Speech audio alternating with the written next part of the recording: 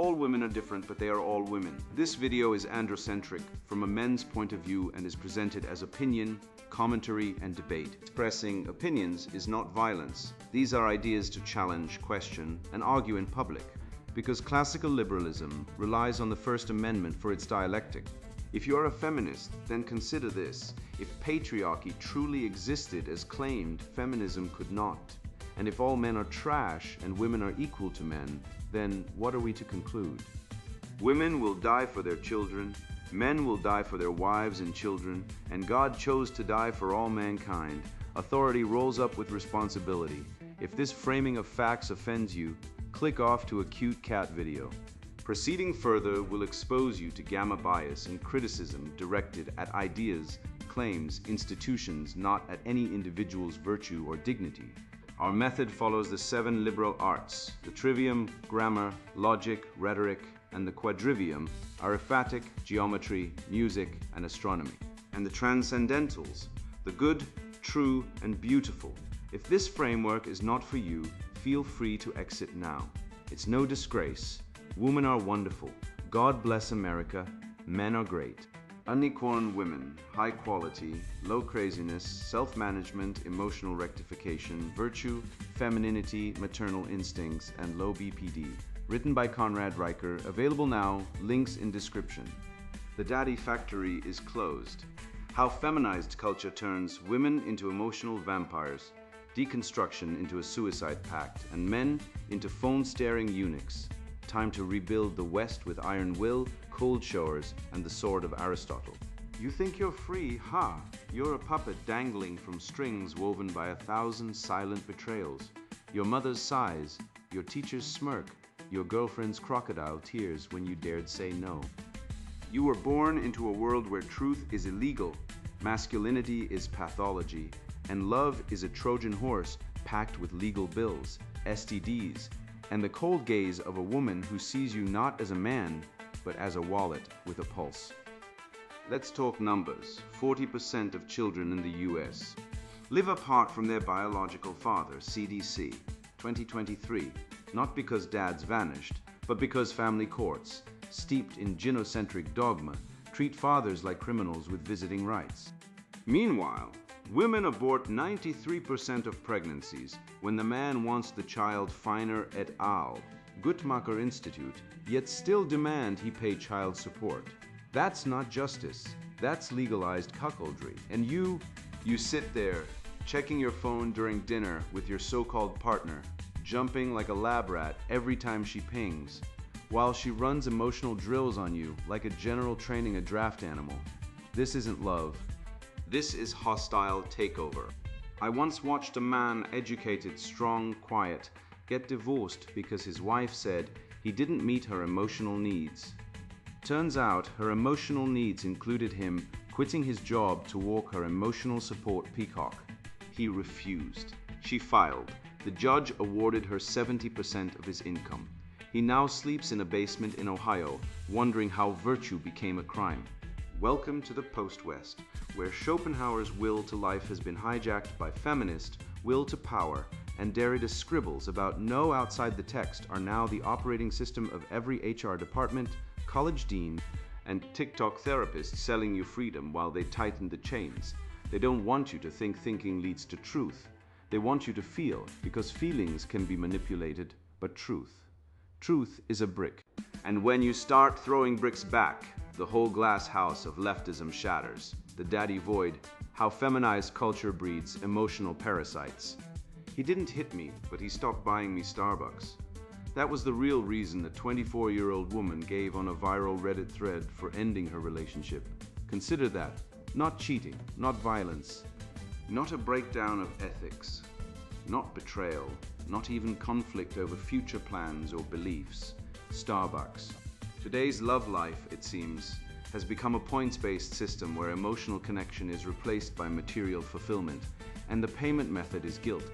I once saw a sharp, ethical, self-reliant man plead with his girlfriend not to walk away because he couldn't swing a trip to Cabo. She stared at him like he was broken tech. You were supposed to handle this. That's your role. That instant revealed the decay. Women aren't seeking companions. They're seeking daddies. not actual parents' daddies. A living, breathing, card-tapping stand-in for a missing provider, cast into a hidden emotional narrative shaped by early wounds. When the father figure is gone, nature doesn't mourn, it shifts, it arms itself. And it casts men into roles in a psychological play they never signed up to perform. You think she wants equality? You think feminism was ever about liberty? Look at the data. CDC reports that 27% of American children live without their biological fathers. In black communities, it's over 60%. These aren't just statistics, they are breeding grounds for emotional parasitism. A fatherless daughter doesn't learn boundaries. She learns entitlement. She doesn't learn self-sovereignty, she learns projection. She doesn't learn virtue, she learns transactional affection. And when she meets a man honest, hardworking, morally upright, she doesn't see a soul, she sees a slot machine. Insert provision, receive validation. Fail to pay, get punished. I know a man who was dumped immediately after refusing to pay for his girlfriend's abortion. Her exact words, "You're not the man I thought you were." Let me translate, "You're not the daddy I trained you to be." There was no discussion of life, morality, or shared values, only the collapse of the script. He failed the daddy test, a test he never knew he was taking, and like a malfunctioning AI, she rebooted into rage and discard mode. Now observe TikTok, millions of videos, daddy this, daddy that, not in the context of intimacy, but dominance, submission, power. The word daddy isn't used affectionately, it's used ritually, like a pagan incantation to summon the ghost of paternal authority. These women aren't seeking love. They're seeking control. They're seeking a man who will submit to their emotional demands so they can finally feel safe, safe from the void left by the man who was supposed to protect them but didn't show up. Schopenhauer saw this coming. He wrote that the will to life governs female choice. Not truth, not virtue, not beauty, but survival. And when the biological father fails, the daughter's psyche outsources that survival instinct to the nearest male, turning romance into a psychological hostage situation. The man who resists becomes the enemy. The man who complies becomes the puppet. There is no third option in her mind, only obedience or exile. I once analyzed a relationship where a 29-year-old woman demanded her boyfriend mimic her absent father, same tone of voice, same political opinions, despite him having none, same hobby of model train collecting. When he dared to express a different view on foreign policy, she punished him with a week-long silent treatment. When he suggested skipping the train show, she accused him of not being present. This isn't love, this is emotional cloning. She wasn't dating a man. She was trying to resurrect a ghost. And when he inevitably failed to perfectly replicate the deadbeat dad she resented yet craved, she punished him for the original sin of existing independently. Feminists scream about toxic masculinity, but what is more toxic than a woman who demands a man erase himself to serve her unresolved childhood trauma? What is more emasculating than being told your value lies not in your character, but in your ability to impersonate a failure? The remedy isn't therapy, it's stoicism. It's Marcus Aurelius, who ruled an empire while weeping for none, who wrote in his meditations that a man must wipe away imagination, check impulses, sharpen reason, keep yourself to justice. That is the antidote. Not sensitivity, not validation, not listening more, but emotional sovereignty. Fathers must stop raising sons to be pleasers. They must raise them to be rocks. To say no, I will not pay for your abortion, and stand firm. To say no, I will not mimic your father and walk away. To say no, I'm not your daddy, and mean it. The modern woman doesn't need another provider. She needs a boundary. She needs to hit a wall of unyielding virtue, because every time a man caves to silent treatment, to guilt, to manipulation, he reinforces the lie that emotional blackmail works, and the cycle continues. You want to save Western civilization. Start here. Stop the emotional parasitism. Stop the feminization of men into servile. Starbucks buying eunuchs. Raise boys who know that dignity is not negotiable. That self-respect is not for sale. That a woman's love should be earned through virtue, not purchased through compliance. The fatherless daughter will always seek a daddy, But the man, the real man, refuses to play the role. He becomes a father instead, not to her. To his principles, to his legacy, to the future, and in doing so he breaks the spell. He becomes immune, he becomes free. And he shows her for the first time what a real man looks like. Not a provider, not a puppet, but a king who rules himself first. I've seen too many young men, bright, driven, desperate for purpose, crushed by hollow doctrines that mock the idea of purpose itself. I once faced a young man who once recited Nietzsche and envisioned launching a startup. Now he muttered about signifiers and difference like a monk whispering into emptiness. He wasn't broken by struggle. He was murdered by concepts so toxic they poison thinking at the root. And it always begins the same, with a lecturer, a reading list, a grinning theorist who claimed language is a game without boundaries, prizes, or anything real beyond the illusion. That deception, that truth is just myth, that reason is control, that the world is a fiction, is not scholarly, it's violence, and we are losing brothers, friends, creators, to its quiet annihilation. The deconstruction delusion, how Derrida's wordplay destroyed truth. There is nothing outside the text. That single sentence, uttered by Jacques Derrida like a necromancer summoning entropy, has bled out more ambition, destroyed more marriages, and corrupted more classrooms than 1,000 junkie preachers. I once met a bright 22-year-old engineering student who, after reading of grammatology, stared into the middle distance and said, "If meaning is always deferred, then why should I finish my degree? Why build a company? Why even speak?" He wasn't being clever. He was brain dead, a casualty of metaphysical vandalism dressed up as philosophy. Derrida didn't offer insight. He handed out intellectual suicide pills wrapped in French jargon, and our universities swallowed them like communion wafers. A real syllabus from a Canadian college in 2022 confirmed, not fabricated, claimed 2 + 2 = 5 in specific societal settings as a topic in a social justice math class.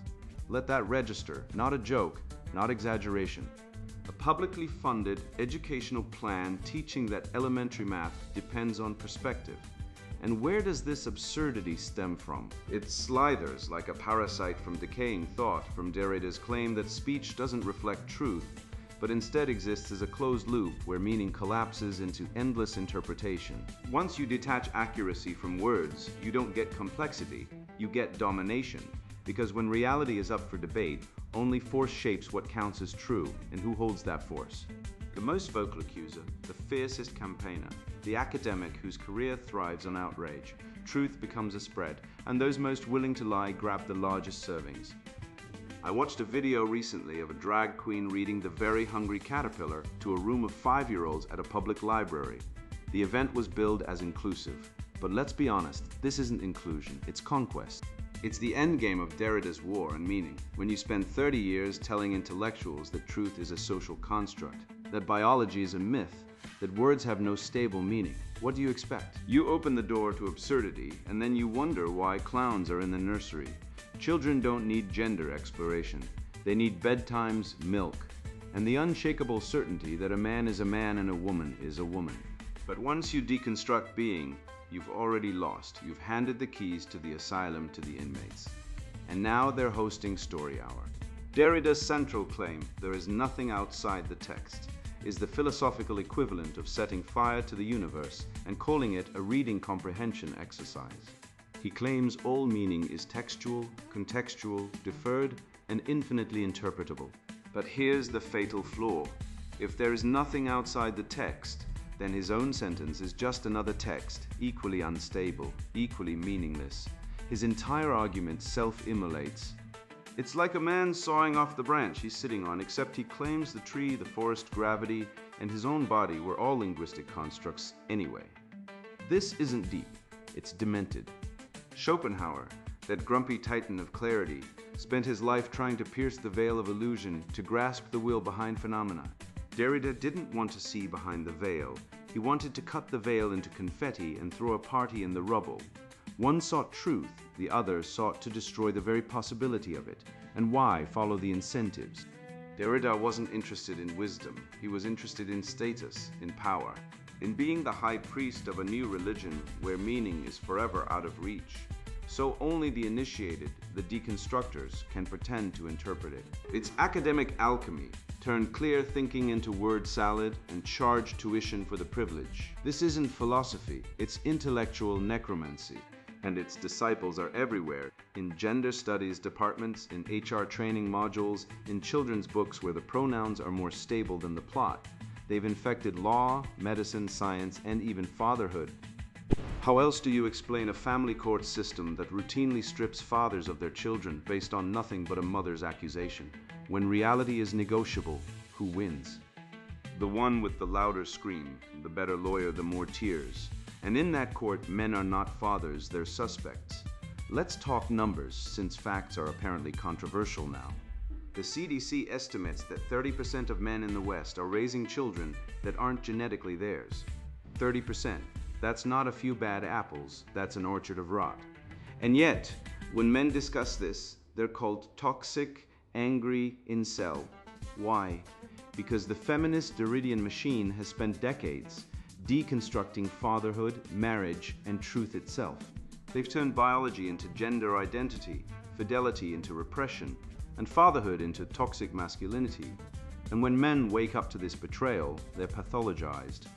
But here's the truth no university will teach. You cannot deconstruct reality. You can lie about it, you can legislate against it, you can drag queens into libraries and call it education. But reality bats last. Men are leaving marriages, opting out of fatherhood, going their own way. And why? Because they've seen the receipts, they've seen the divorce courts. They've seen the suicide rates. Men die by suicide 3.5 times more often than women. Yet 93% of federal funding for suicide prevention goes to programs focused on women. Let that hypocrisy marinate. We're told women are oppressed, but when it comes to state resources, they're the priority. Meanwhile, men are told to check their privilege while being legally disowned from their kids. The remedy isn't complicated. It's Aristotle, the law of non-contradiction. A thing cannot be both true and false at the same time in the same way. A equals A, 2 plus 2 equals 4. A man is not a woman. A father is not a potential abuser. These aren't opinions. They're truths. And truth is not a negotiation. It's a sword. Use it, wield it. Cut through the fog of feminist mysticism, the haze of Derridian wordplay, the smog of critical theory. The West wasn't built on lived experience or social constructs.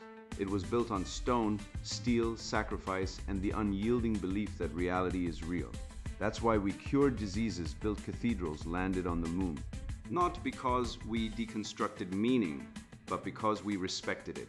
So next time some postmodern priest tells you, truth is a social construct, look him in the eye and say, then why are you breathing? Why not hold your breath and deconstruct oxygen? Reality doesn't care about your theories. It doesn't care about your pronouns. It doesn't care about your trauma circle. It cares about consequences. And the consequence of Derrida's wordplay is a civilization losing its mind, one tenure track charlatan at a time. I once watched a man, college-educated, sharp, raised on classical music and Plato, shrink into his chair when his boss praised a woman who couldn't code, couldn't lead, couldn't even show up on time, yet was handed a promotion like it was a participation trophy in a feminist puppet show. He said nothing, smiled, clapped, took the HR-mandated DEI training with a straight face. And that night he scrolled TikTok, numbed by dopamine and decay, unaware that every silent compromise was a nail in the coffin of his soul. This isn't progress, it's spiritual castration. And if you think I'm exaggerating, ask yourself, when was the last time you stood for something, knowing it might cost you everything? The trial by fire, testing a man's will in a world of cowards. Mastering flight demands progression first. One must learn to stand, then walk, then run, scale heights, and move with rhythm. You don't leap into the sky without first building strength and balance through steps, climbs, and motion. Growth unfolds through stages, each necessary, each shaping the capacity for what comes next. Let me tell you about Tom, a senior software engineer at a Silicon Valley firm who coded like a god but spoke like a mouse. Last year, HR promoted Jessica, same team, half his experience, 0 ship projects because she brought diverse perspectives. Tom knew she'd copied his GitHub commits. He said nothing. A month later, he got a culture bonus. Do you know what that bonus cost him? His self-respect. That silence wasn't humility. It was cowardice dressed in corporate compliance. He traded truth for a few extra zeros in his paycheck, and now he drinks 3 espressos to feel alive and 2 whiskeys to fall asleep. He's not a man, he's a leased asset. And this is an HR policy. It's genocentric tyranny disguised as progress, a Marxist shell game where merit is stolen and redistributed to the loud, the lying, and the leg shakers. Let me be clear. When you reward unqualified women over qualified men, you don't promote equality, you promote entropy. You've heard Jordan Peterson talk about the lobster, how it stands tall, asserts dominance, and climbs the hierarchy, not through oppression, but through biochemical truth. The lobster doesn't whine about toxic masculinity when it fights for its place. It fights, and men, we're built from the same neurochemical code. Serotonin spikes when we stand our ground, when we say no to the witch, no to the corporate priestess, no to the woman who demands you abandon your mission to warm her emotionally vacant nest.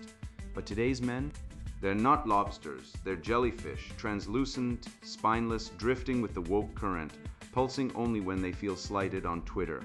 The APA reported in 2023 that 78% of men aged 18 to 35 experience anxiety around confrontation. Let me translate that. Nearly 4 out of 5 young men would rather eat glass than defend their damn principles. Contrast that with the boys who stormed Normandy boys, mind you, walking into German machine gun nests with nothing but a rifle and a will forged in duty. They didn't feel unsafe. They made safety. They didn't need space. They took space. And now we have men who cry during Pixar movies but freeze when their girlfriend says we need to talk. This isn't evolution, it's devolution. It's the triumph of the feminine imperative. Comfort at all costs, even if the cost is your soul. Feminism didn't free women. It freed them from responsibility and into narcissism. Nietzsche's will to power wasn't about domination. It was about self-overcoming, about becoming who you are. But the feminist will to comfort, that's infantile.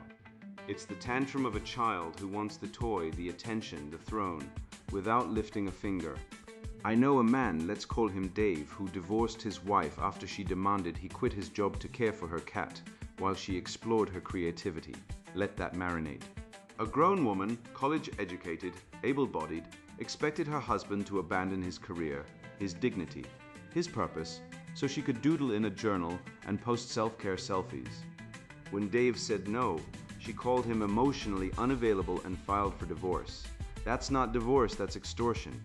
And the family courts, they sided with her. He lost 60% of his income, forced into alimony for a woman who refused to work. This isn't justice, this is legalized cuckoldry. And let's not pretend it's rare. 40% of men in the US don't see their kids after divorce, CDC 2022, not because they don't care, but because family courts treat fathers like ATM machines with restraining orders, and if you speak out, the state labels you toxic. The media calls you angry, Twitter mobs you, and the police. They'll arrest you for commenting women are emotional online. Yes, that happened in Canada last year. But a woman can call all men pigs, rapists, dead inside, and it's free speech. That's not equality, that's ideological warfare. And men are losing because they've been trained to surrender. Look at your phone right now. Go ahead. I know what you'll see. Notifications, messages, doom scrolling feeds, all designed to fragment your attention, to keep you passive, to make you consume rather than create. Pew Research found in 2023 that 67% of men check their phones during meals. Think about that. 2 out of every 3 men can't sit across from another human, maybe their own child, and stay present for 20 minutes without twitching for a dopamine hit. This isn't distraction, it's spiritual surrender. Every time you glance at that screen, you're voting for irrelevance. You're saying, I'd rather watch a stranger's vacation than build my own. And what's the result? A generation of men who can't hold eye contact, can't defend an argument, can't look a woman in the eye and say, this is who I am, take it or leave it. You want to know why women have lost respect for men? It's not because we're toxic. It's because we're boring, we're predictable. We're the beta provider, useful, quiet, easily replaced. Women don't desire safety, they desire transcendence. They want a man who leads, not one who pleads. But we've been neutered by comfort, by screens, by the lie that peace means never rocking the boat. Real peace comes after the battle, after you've stood, spoken, and refused to bend. The remedy isn't complicated, it's just hard. No man shaped by comfort ever changed the world. Churchill smoked and drank, but he led. Marcus Aurelius ruled an empire while battling plague and betrayal, and he did it with a journal, a sword, and a spine of iron. You think greatness comes from affirmations and yoga retreats? No, it comes from discipline. Cold showers every morning because you choose discomfort. Fasting 1 day a week because you command your body, not the other way around. Lifting weights until your joints scream because strength isn't given, it's taken. I do all three. And every time I step into that freezing water, I'm not just waking up, I'm rebelling against weakness, against fear, against the 1,000 tiny compromises that turn men into husks. You want to test your will? Stop checking your phone at dinner. Look your woman in the eye and tell her the truth, even if she storms out. Stand up in a meeting and say, "This decision is unjust." They might fire you, they might leave you, but you'll still be a man. And in a world of cowards, that's the rarest unicorn of all. I once watched a man lose his career for laughing at a sign that said, "Disability Pride Week, celebrate your struggle." I didn't laugh. I wept for the university that fired him, for the students who cheered it, and for the civilization that has forgotten that strength, not suffering, is what builds cathedrals. We used to honor courage in the face of adversity. Now we reward the mere possession of adversity as if it were heroism. This is not compassion.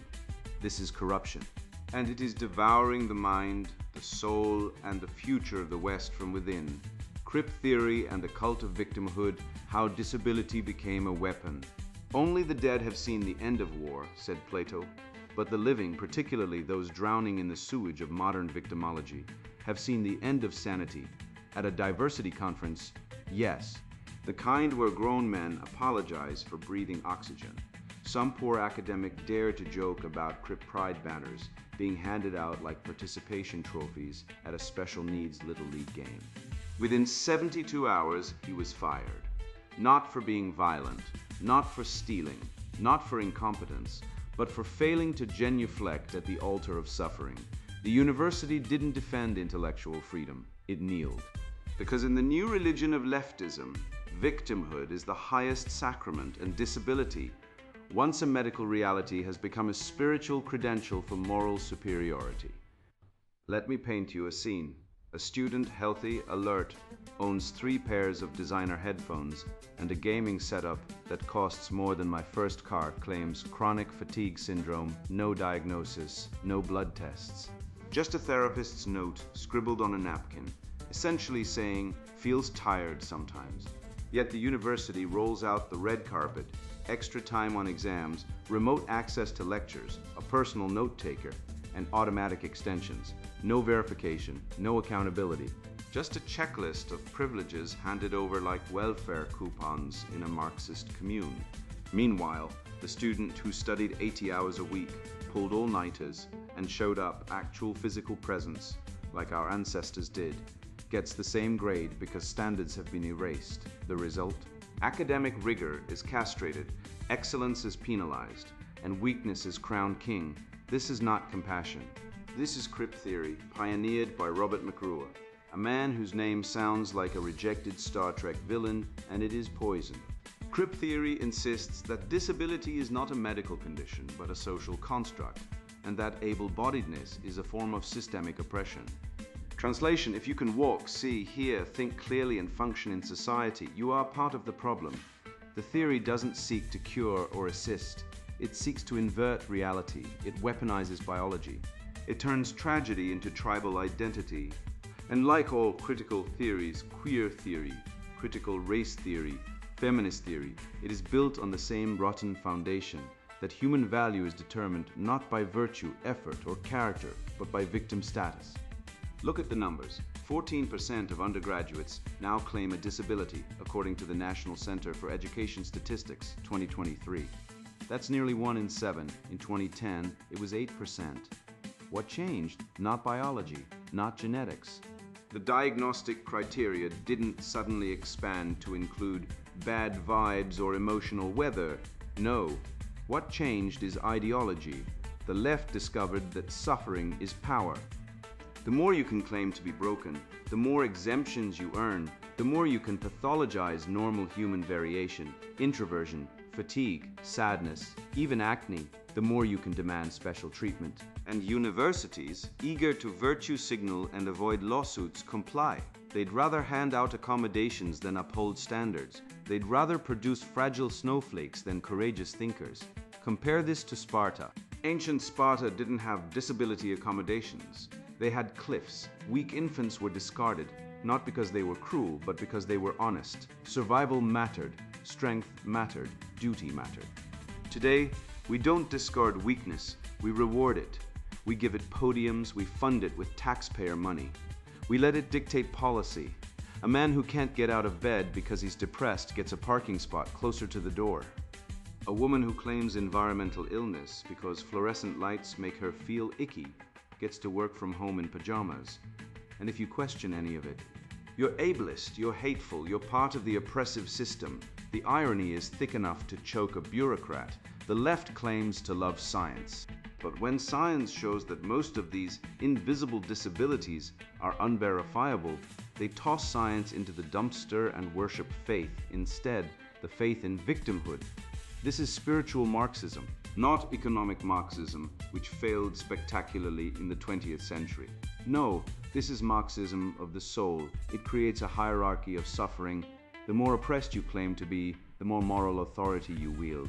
Women, oppressed. Trans, more oppressed. Disabled, even more. And if you're a disabled, non-binary, indigenous, autistic lesbian, you're practically a saint in this inverted church. Your pain grants you veto power over logic, truth, and merit, and men, especially strong, competent, self-reliant men, are the villains. We are told our strength is toxic, our competence is privilege, our silence is complicity. Meanwhile, the system encourages women to abort 92 million male babies in India and China since 1980 UNFPA, to divorce fathers and strip them of children in family courts at a rate exceeding 80% in the US Census, to demand emotional labor like unpaid therapists, and to weaponize false accusations, knowing the punishment for men is often career death, public shaming, or imprisonment without trial. Yet, when men suffer, when male suicide rates are 4 times higher than women's, CDC 2023, when men are 93% of prison inmates, BJS, when fathers are arrested for commenting on Facebook posts about child custody, we're told to man up. But when women or the disabled suffer, instant sanctuary, instant sainthood. The remedy is not more therapy, more accommodations, or more victim points. The remedy is virtue. Aristotle knew this. Excellence lies in the mean. Compassion for the truly disabled, yes, but not at the expense of justice. Not at the expense of truth. Not so that we build a society where weakness is incentivized and strength is punished. We must return to the classical ideal, the good, the true, the beautiful. Not the whining, the fake, the ugly. We must reject the feminization of culture, the endless coddling, the safetyism, the emotional blackmail that has turned universities into daycare centers for emotionally stunted adults. A man should be judged by his character, not his trauma. A woman should be valued for her virtue, not her victim card. And society should reward competence, not complaint. I once saw a TikTok video. Yes, I fell into the abyss of a woman calling herself a disabled activist because she has spoonie fatigue. She couldn't walk more than 20 feet, she said, so she live-streamed from her bed, eating chips and demanding accessibility. Meanwhile, a veteran who lost both legs in Afghanistan runs marathons on prosthetics. One man embodies resilience. The other embodies entitlement. And guess which one our culture celebrates? The faker, the complainer. The one who turns biology into a bargaining chip. That is the triumph of crip theory. Not healing the broken, but breaking the whole. You think I'm exaggerating? Let's do the math. Literally. In the US, 51% of marriages end in divorce, but when the man earns less than the woman, that skyrockets to 70%, not because of inequality, but because female hypergamy is a biological algorithm, not a bug. The CDC reports that 40% of children are born to unmarried mothers, and of those, 72% will live apart from their biological father by age 18. You're not raising kids, you're raising emotional hostages trained to extort men. And the courts, they're not family courts, they're asset extraction units. Men lose 70% of custody battles, even when equally fit parents. One father in Ohio was arrested for commenting nice legs on a stranger's photo, yes, arrested, while his ex-wife, who drained his retirement and got full custody, walks free. This isn't justice. This is genocratic jurisprudence, codified cruelty. I once watched a woman scream at her boyfriend in a coffee shop because he checked his phone when his business partner texted about a six-figure deal. "You're not present," she wailed. Present for what? Her tantrums, her script. He wasn't absent, he was building something real while she was busy auditioning him for Daddy 2.0, complete with emotional subtitles. That's the world we live in. Men are either ATMs with pulse, or they're crushed for daring to have priorities. And what's the feminist solution? More therapy, more vulnerability. More crying in corporate DEI seminars, while real men are told to shut up and pay up. They've medicalized masculinity itself. ADHD in boys isn't energy, it's disruption. Ambition is toxic drive, strength is threat.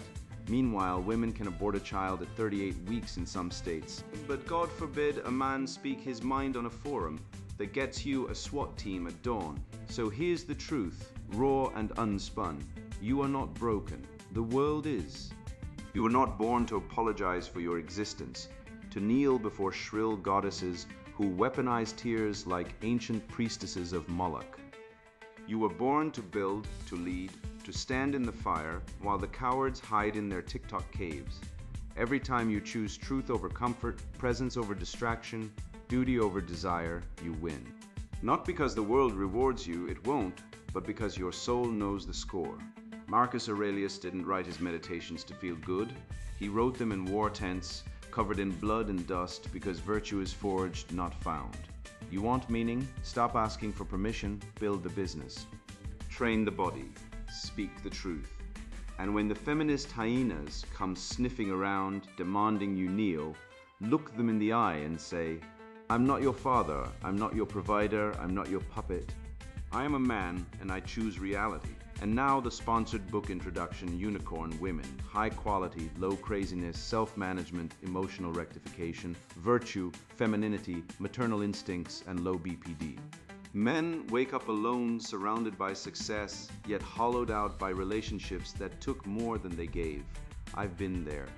I've watched brilliant men, engineers, entrepreneurs, artists, repeatedly drawn to women who seemed radiant at first, only to become emotionally parasitic, directionless, or self-sabotaging. I've seen marriages collapse not from infidelity, but from quiet erosion, a wife who refuses to grow, who weaponizes emotion, who treats adulthood like a burden rather than a privilege. I've lived it. I've dated the chaotic, the entitled, the emotionally infantile. I've funded therapy for women who blamed everyone but themselves. I've watched men give everything, money, time, attention, only to be discarded like outdated software. That ends here. This book isn't for everyone. It's not for women who believe they are owed rescue, nor for men who still think love means surrendering leadership.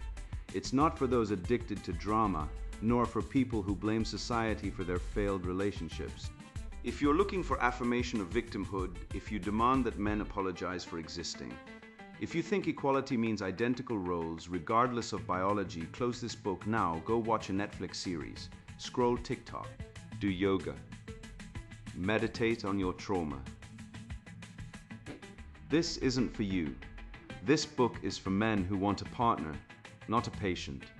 For men who seek a woman who leads from the home, not one who waits to be led through life. For those tired of choosing between stability and attraction, between virtue and vitality. I've spent 2 decades studying what makes relationships thrive, not just survive. I've interviewed hundreds of stable couples, dissected family systems, analyzed patterns in successful marriages across cultures and classes. I've worked with psychologists, priests, economists, and martial artists, not because I needed validation, but because I wanted data. What I found wasn't trendy, it wasn't progressive. It was ancient. The woman who manages herself, emotionally and practically, is rare. The woman who embraces femininity as strength, not apology, is rarer. The woman who desires motherhood, not as an afterthought, but as a vocation, she is the unicorn. And she exists, not in theory, not in fantasy. In reality, I've met her, I've studied her. I've helped men find her, keep her, build with her. This book lays out the framework. It starts with Genesis, the original design, before ideology corrupted it. It defines the frame, the unspoken structure that determines who leads and who follows. It introduces emotional rectification, the practice of owning one's inner state without blaming others. Self-management is not optional, it's the baseline. Virtue is the invisible crown that outshines beauty. Femininity, properly understood, is strategic, centered, sovereign. Maternal instinct is not automatic. It's awakened by maturity. The matriarch isn't born, she's forged. IQ matters, but wisdom separates those who build from those who burn. Low craziness isn't neutrality, it's the rarest trait of all. The maiden's trap is real. Women who refuse to grow up destroy men who love them. Individuation is her hero's journey. The doctrine of the mean keeps her from extremism. Legacy building is the final test. The red pill for women isn't bitterness, it's awakening. Discipline, symbolized by cold shores, shapes character. Financial wisdom ensures stewardship, not consumption. The transcendent function unifies opposites within the psyche. Acta, non-verba, deeds over words must govern all relationships. The narrow path is hard, but it leads home. If you're a man who wants more than a companion, if you want a co-architect of a dynasty, this book will show you how to recognize her, attract her, and deserve her. If you're a woman who wants to become that woman, this book will guide you into maturity, self-mastery, and purpose. This is not self-help fluff. This is field intelligence. This is battle-tested truth. Read it with eyes open. Apply it with courage. Ignore it at your peril. Unicorn women, high quality, low craziness, self-management, emotional rectification, virtue, femininity, maternal instincts, and low BPD. Written by Conrad Riker. Buy now, links in description.